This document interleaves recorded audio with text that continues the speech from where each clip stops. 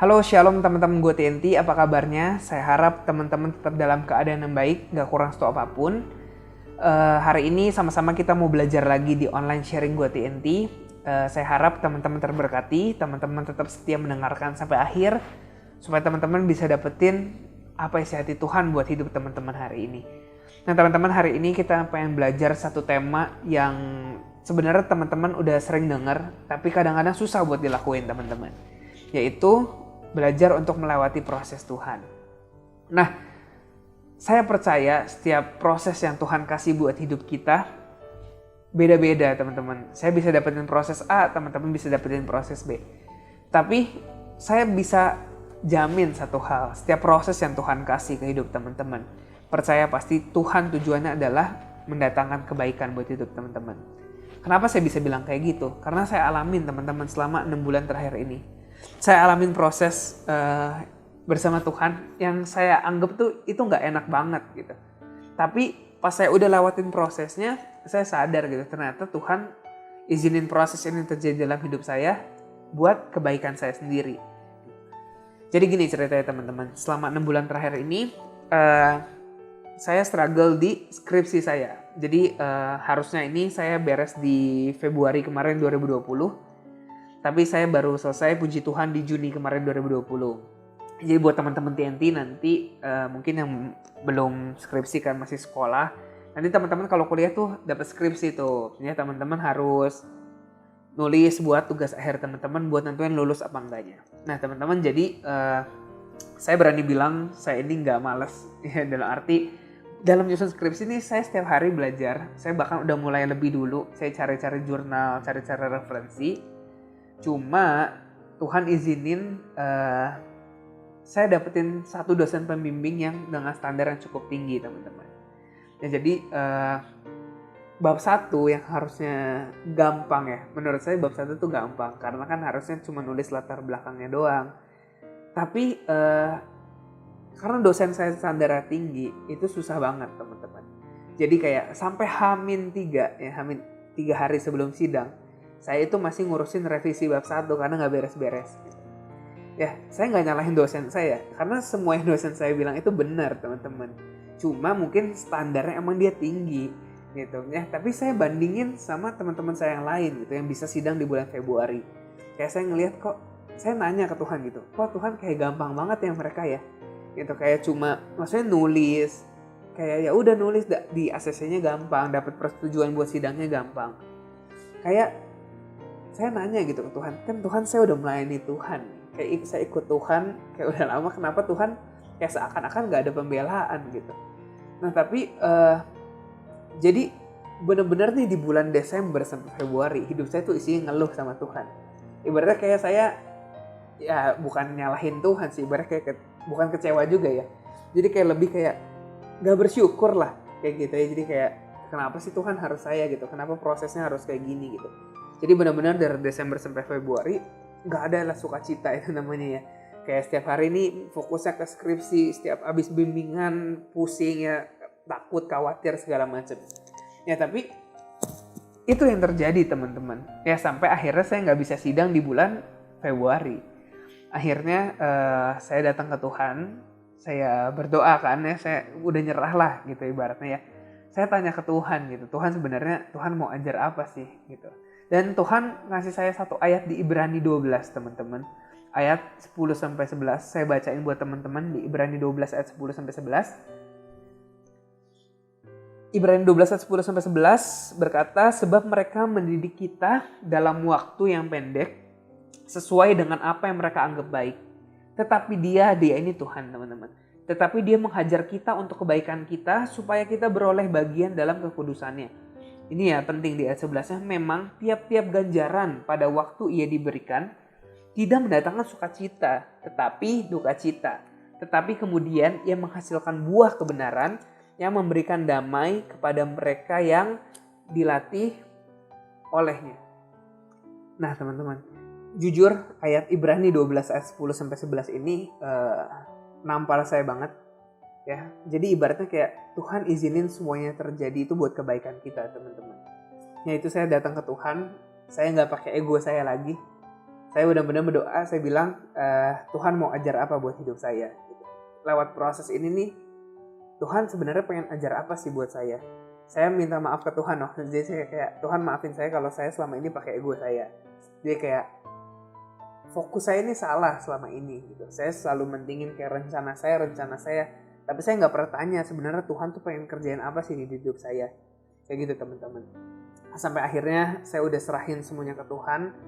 Saya rendahin hati saya buat Tuhan bentuk. Dan hasilnya adalah saya kan ngerjain terus ya. Saya kerjain, tetap saya belajar. Dari bulan Februari itu tuh saya benerin. Dan pas saya bimbingan lagi hasilnya pun tetap sama teman-teman. Jadi keadaannya nggak langsung berubah. Tetap revisinya banyak. Dosen saya standarnya tetap tinggi ya. Jadi nggak berubah tuh dosen saya jadi kayak ayo Yobel gitu. Enggak kayak gitu teman-teman. Tapi tetap standarnya tinggi, jadi saya harus tetap banyak revisi. Cuma teman-teman, percaya nggak percaya ada satu hal yang Tuhan rubah. Bukan keadaan, tapi hati kita yang Tuhan rubah. Hati saya yang Tuhan rubah, yaitu respon hati. Gitu. Jadi saat saya terima skripsi, saat saya terima revisi dari apa yang saya tulis, itu benar-benar nggak ada sukacita sama sekali. Ya pas revisinya banyak numpuk, saya pasti kesel satu ya, saya pasti khawatir. Jadi ya benar-benar nggak sukacita lah teman-teman. Tapi anehnya waktu itu setelah saya serahin semuanya ke Tuhan, ya ini teman-teman percaya nggak percaya ya, benar-benar rasanya beda teman. Kesel tetap ada, jujur ya manusiawi menurut saya tetap kesel ada. Cuma bedanya adalah hati saya damai sejahtera teman-teman. Kayak ya udah nggak ngeluh gitu. Yang biasa saya ngeluh, saya akhirnya benar-benar bisa nahan gitu. Pas mau ngeluh kayak Tuhan ingetin jangan ngeluh gitu. Jadi benar-benar kayak Tuhan puter balikin respon hati saya teman-teman, bukan keadaannya gitu. Akhirnya saya kerjain. Ya bahkan itu sampai 7 jam ya. Jadi 7 jam sebelum sidang itu saya masih ngerjain revisi. Ya karena emang saking ada lagi terus numpuk. Tapi benar-benar saya alamin kebaikan Tuhan, saya alami penyertaan Tuhan di hari sidang teman-teman. Jadi kemarin tanggal 27 Juni saya sidang. Kebaikan Tuhan yang pertama adalah kayak gini teman-teman. Kan sidangnya ini online ya. Saya harusnya diuji sama satu dosen yang saya anggap cukup sulit ya. Karena profesor. Jadi saya udah panik lah pokoknya hari itu tuh. Ya hamin 2 jam sebelum sidang kaki saya dingin ya. Ini beneran ya. Kaki saya dingin, saya takut lah ibaratnya ya. Tapi waktu itu tuh ditawarin, nih jadi kayak siapa nih yang mau maju duluan, dikasih urutan absen kan di grup. Akhirnya saya ya udah Tuhan, saya ambil urutan pertama lah, udah males nih panik kelamaan gitu. Akhirnya saya ambil urutan 1, Yobel Fislel saya tulis ya kan. Nah pas saya masuk ke ruangannya kan online ya, saya masuk ke ruangannya, dosen yang saya takutin ini nggak ada. Gitu. Dan ternyata koneksi dia bermasalah teman-teman. Akhirnya dosennya digantiin sama dosen yang saya kenal karena pernah ngajar saya. Dan bener-bener itu lancar banget sidangnya. Kayak gak ada pertanyaan yang saya gak bisa. Bener-bener kayak, wah kayak Tuhan bukain semuanya, Tuhan atur. Itu yang pertama teman-teman. Yang kedua, kan ini sidangnya online ya teman-teman. Jadi pakai laptop segala macam. 1 jam setelah saya selesai sidang, itu listrik di rumah saya mati. Dan kebetulan, kalau laptop saya ini nggak bisa nyala kalau nggak ada listrik karena baterainya bermasalah teman-teman. Jadi itu kalau saya nggak ambil urutan nomor 1, saya yakin hari itu saya nggak jadi sidang teman-teman. Dan saya nggak tahu nasib saya kayak gimana. Jadi maksudnya benar-benar saya kayak wah Tuhan ini kebaikan Tuhan benar-benar nyata lah. Ibaratnya bener nih kalau orang-orang sering bilang kan ya, pertolongan Tuhan itu tepat waktu, nggak pernah kecepatan, nggak pernah kelambatan. Itu beneran teman-teman. Pertolongan Tuhan tepat pada waktunya. Ya waktu saya sidang, pertolongan Tuhan datang. Gak pernah kecepatan, gak pernah kelambatan. Tuhan itu pengen tunjukin semua kebaikannya lewat setiap proses yang Tuhan kasih teman-teman. Bener ya di Ibrani 12 ayat 10-11 tadi. Tuhan itu menghajar orang-orang yang dikasihinya. Gitu. Jadi saat kita terima proses dari Tuhan, yang walaupun kelihatannya gak enak teman-teman. Tapi percaya Tuhan Yesus pasti rencananya itu buat kebaikan kita.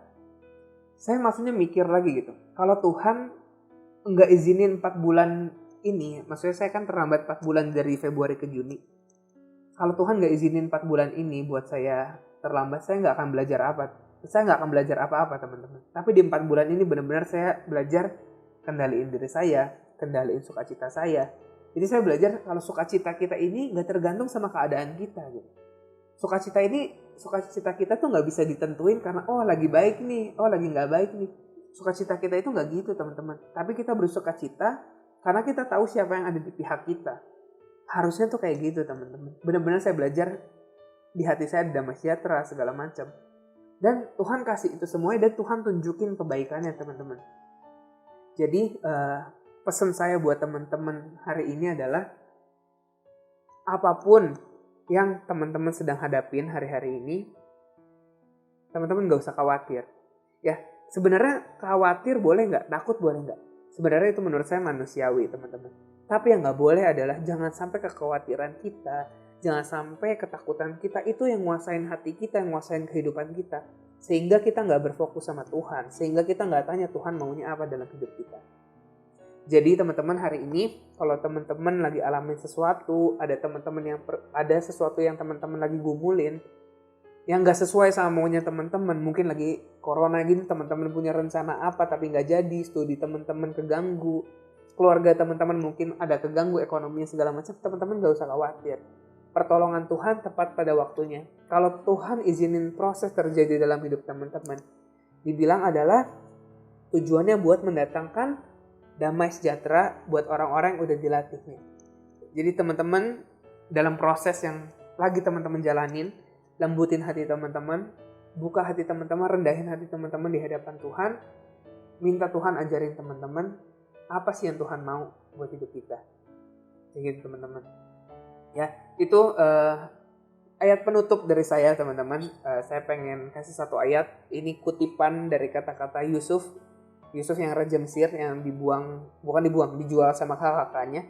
Saya pengen bacain buat teman-teman di Kejadian 50 ayat 20. Saya bacain buat teman-teman.